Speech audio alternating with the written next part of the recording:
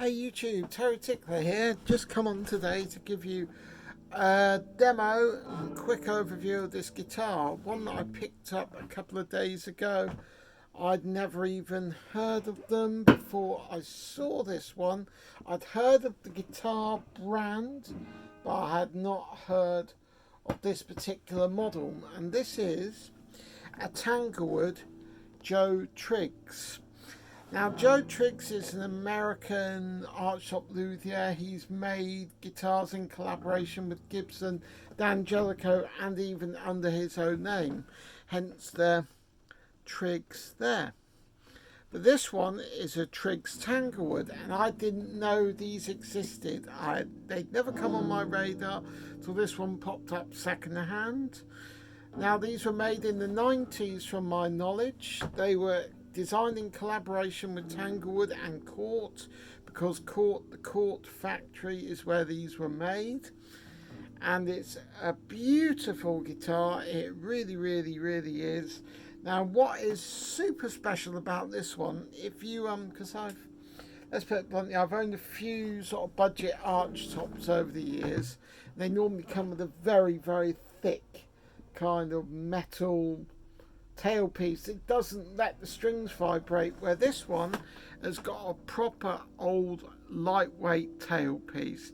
It is proper lightweight with proper bent metal, the kind you would get on a 50s arch top or an expensive arch top. Now, I'm not quite sure what these will have retailed for brand new, probably 249, maybe 300 quid in the 90s.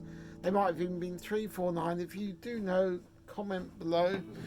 But it's a blue turquoise colour, cream finish binding, cream binding on the neck, perloid and brass style tuners, made in Korea, which is very nice. Tone volume, one single mighty pickup from what I can read from specs online, and it is just a fabulous guitar.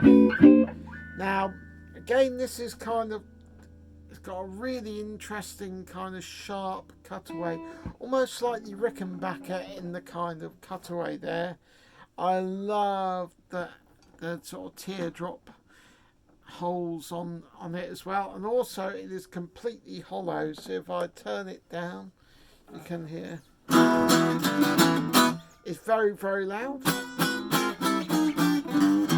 Now, this guitar is set up with 10.5 to 50 Kurt Mangan, Mick Taylor strings of that pedal show, because I had some and I thought I'd try them. Normally you would, if you're into it, you might put some flats on it. But another quick thing, what I really loved, it's thin line, like an old Gibson ES225 or something like that, which is really nice. Like, it's a real handy tool. Rosewood fingerboard, got really nice frets. The construction is fantastic, because he will have designed these from the ground up, and I think in the UK they were all made under the Tanglewood brand. In America they were named Cort, but I haven't found any with the Cort logo on, but the same factory obviously. Tone, volume, completely hollow as I said. And literally all I've done to this guitar is I cleaned it up a bit. I adjusted the truss rod because there was a slight bow, and I've straightened it out. I haven't even adjusted the bridge. I've left that as it is because the action was just bang right. I haven't had to clean the electrics or nothing. All I've done is oiled the fingerboard slightly. I didn't even need to buff the frets, they're in tidy order, so I left them be.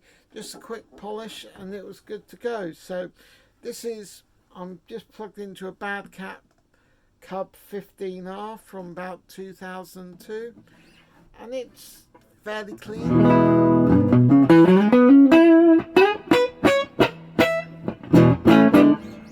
So I'll just run you through some of the tones. So this is with the tone for the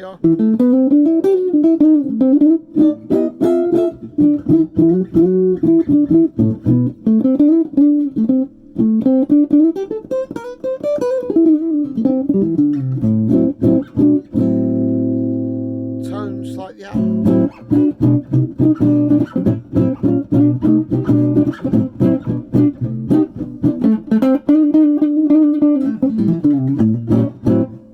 This is a bit rolled up a bit more.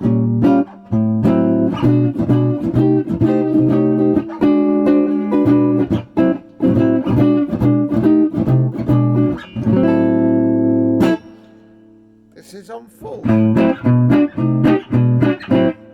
Now I'm going to start with the volume on nothing. Roll the volume up slightly. Up a bit more.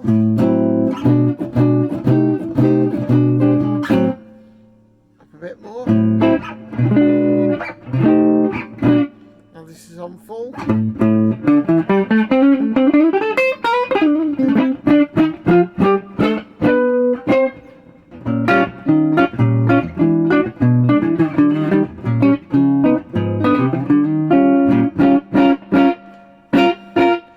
It's fairly harsh pickup, but it's pretty darn good to me. Like, I wouldn't change it because it is stock to the guitar, and I think that's kind of nice. You could put a nice jazz P90 or Charlie Christian style pickup in there if you wanted, but I kind of like that it's all original.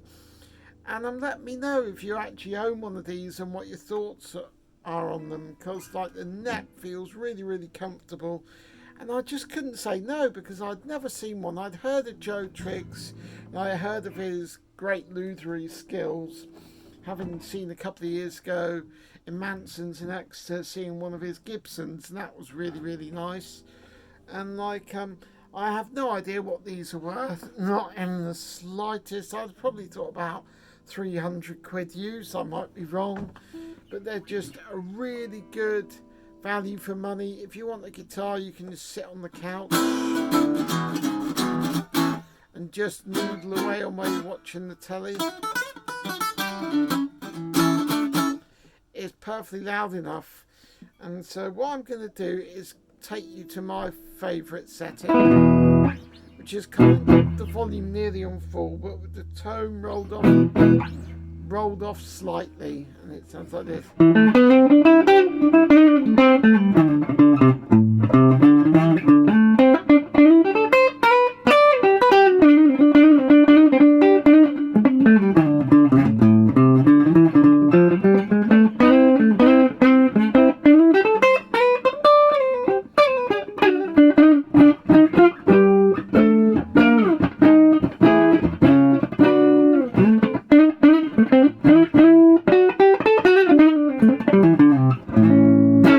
So there we go. This is the Joe Triggs Tanglewood from the 90s.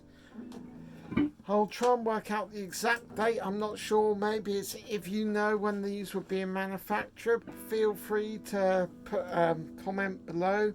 I presume they're mid-90s, but they did them in this colour. They did them in red. There might have been one other colour, I'm not sure, but they're just a really nice find. If you see one of these, they're worth checking out. If you want a kind of thickness of a kind of 335 guitar, and you want something that's a bit different, you may own your Strats and Tellys and everything else and want something that's jazzy but without having the full kind of thick body that can be, if it's small, it can be getting away a bit. So this is nice if you're sort of like playing the jazz circuit. This could easily take flats, but I just didn't have any in stock at the time, so I've had some of these Kurt Mangans to try, and I thought, well, I was going to put 11s on it anyway, so I thought 10.5 to 50 is a good compromise, and they sound lovely, so I do recommend checking out the strings as well, because I know he mainly plays the Strat and uses them on the Strat, they work well on here. So just to end on, I'm just going to strum some chords so you can just hear how it sounds with open.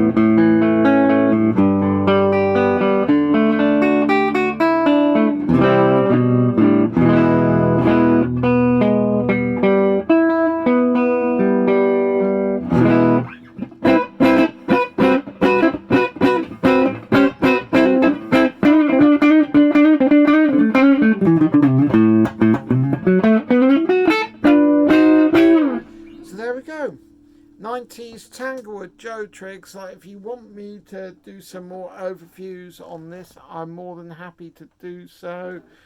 As I say, I only had it about a week. I've fallen in love with it. It's just a really interesting guitar. As I said, I've owned like a Shine jazz guitar, which I no longer own, which I really did love, but it just kind of, I wasn't using it anymore. Plus it was a big body, and I quite fancy getting one that was thinner line, and this is it. Because if you just want that one pickup jazz machine that's slightly different, this is the one to look for. And let me know, tag your videos if you've got any videos on these yourself, and tell me what you personally think of them. Personally, I think they're great. I think the pickups fine for what they are, for what would have been a mid-range guitar when they came out. But to me, it's a real nice find. So I've been Terry Tickler, and if you like what you see, please do like and subscribe and see more videos on these. And again, I'm not a jazz player, I was just noodling around, but it's just a really nice guitar. So again, I'll just do another quick scan. So you've got the lightweight tailpiece, which is gorgeous and a really nice design. Joe Triggs really got it spot on with that. It's got a lovely wooden bridge, really nice, easy adjuster. The Mighty Mite humbucker. Like, I suppose it would have been nice with a cover on it. I could add a cover, but I did look at the pictures and some did come like that, just plain black, so I might just leave it as it is. Rosewood fingerboard, a kind of D-neck, slightly wide, but really, really comfy. Sort of golden pearloid tuners. The Tanglewood logo with the Joe Triggs signature. It's just brilliant. So, if you see one on the open market, give it a go and let me know what you think.